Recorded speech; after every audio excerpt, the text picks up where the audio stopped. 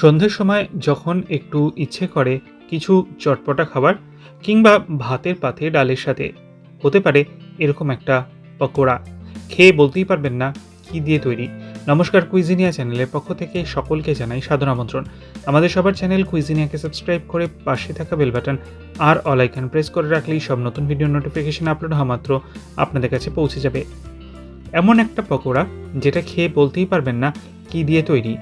এই জিনিসটা অনেকের অপছন্দের হতে পারে, কিন্তু পকোড়া বানিয়ে দিলে যখন তখন মুখ চলবে ফটফট। আসুন দেখে নেওয়া যাক আজকের রেসিপি। 200 গ্রাম পেঁপে, হ্যাঁ এটা পেঁপের পকোড়া। কাঁচা পেঁপে নিয়েছি, খোসাটাকে ছাড়িয়ে ছোট ছোট টুকরো করে কেটে নেওয়া হয়েছে। এবার একটা গ্রেটারের সাহায্যে আমরা এই পেঁপের টুকরোগুলোকে ভালো মতো গ্রেট করে নেব।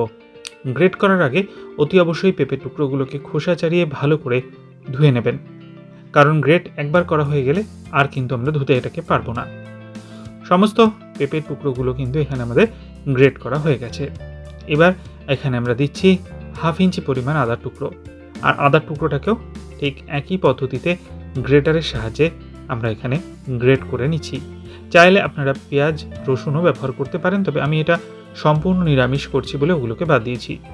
স্বাদ অনুযায়ী নুন, 1/4 টিস্পুন হলুদ গুঁড়ো, 1/2 টিস্পুন লাল লঙ্কার গুঁড়ো, ঝালটা আপনারা আপনাদের পছন্দ অনুযায়ী দেবেন, 1/4 টিস্পুন জিরে গুঁড়ো, আর দিচ্ছি 1/4 টিস্পুন পরিমাণ ধনে গুঁড়ো। এরপর এতে দেওয়া হচ্ছে 1 চিমটে বাড়িতে বানানো গরম মশলা পাউডার, 1/4 টিস্পুন কসুরি মেথি হাতে ক্রাশ করে দিলাম, 1/4 টিস্পুন মিক্সড হার্বস, তার সাথে দিচ্ছি 1 টেবিল চামচ পরিমাণ সাদা তিল আর সামান্য একটু চিনি। রেসিপিটা এগিয়ে নিয়ে যাব তার আগে মনে করিয়ে দিই আমার নতুন চ্যানেল লাইফ ইজ প্রেশাস, যেখানে জীবনের নানা দিক নিয়ে আমি আপনাদের সাথে আলোচনা করি। চ্যানেলটাকে সাবস্ক্রাইব করতে আজকে ভিডিও ডিসক্রিপশন বক্সের লিঙ্কটা প্লিজ চেক করে নেবেন, আর যদি ভিডিওগুলো ভালো লাগে লাইক শেয়ার কমেন্ট করতে ভুলবেন না যেন।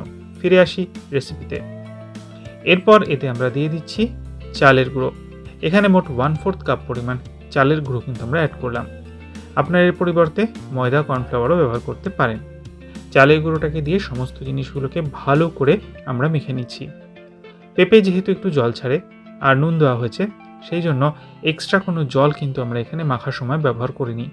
ওইটাই কিন্তু একদম পুরো মাখো মাখো করে আঠালোভাবে মাখা হয়ে গেছে। দেখুন জল ছাড়াও কিন্তু খুব সুন্দর করে এটা এরকমভাবেই মাখা হয়ে গেছে। আর এবার এখান থেকে আমরা ছোট ছোট সাইজের পকোড়ার শেপ দিয়ে নেব। যে পরিমাণ আমি এখানে ইনগ্রেডিয়েন্ট নিয়েছিলাম তাতে আমার এরকম সাইজের মোট 6খানা পকোড়া কিন্তু বানানো হয়েছে। কড়াইতে নিয়ে নিয়েছি সর্ষের তেল।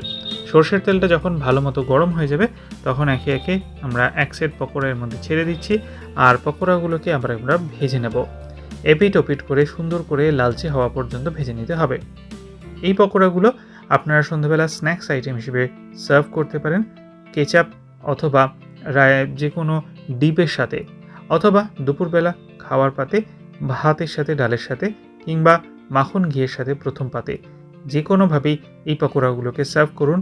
লোকে কিন্তু চেটে পুটে খেয়ে নেবে, বুঝতে পারবে না যে একটা কাঁচা পেঁপে দিয়ে এরকম সুস্বাদু রেসিপি বাড়িতে বানানো যায়। ঠিক এইরকমভাবেই কিন্তু আমরা পকোড়াগুলোকে লালচে করে ভেজে নিয়েছি, আর বাকিগুলোকেও কিন্তু আমরা একই পদ্ধতিতে ভেজে নেব।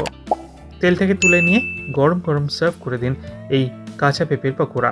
বাড়িতে বানিয়ে খান, খেয়ে কমেন্টে জানান কেমন লাগলো। ভালো লাগলে লাইক এবং শেয়ার করতে ভুলবেন না যেন। যারা এখনও চ্যানেল কুইজিনিয়াকে সাবস্ক্রাইব করেননি, অনুরোধ করবো চ্যানেলটাকে সাবস্ক্রাইব করে এই পরিবারের সদস্য হয়ে যাওয়ার জন্য। লাইফ ইজ প্রেশাস গল্পের শিকালেকাল চ্যানেল দুটিকে সাবস্ক্রাইব করতে আজকে ভিডিও ডিসক্রিপশন বক্সের লিঙ্ক প্লিজ চেক করে নেবেন। সবাই ভালো থাকবেন, সুস্থ থাকবেন। দেখা হবে পরের রেসিপি নিয়ে। আজ পর্যন্তই, নমস্কার।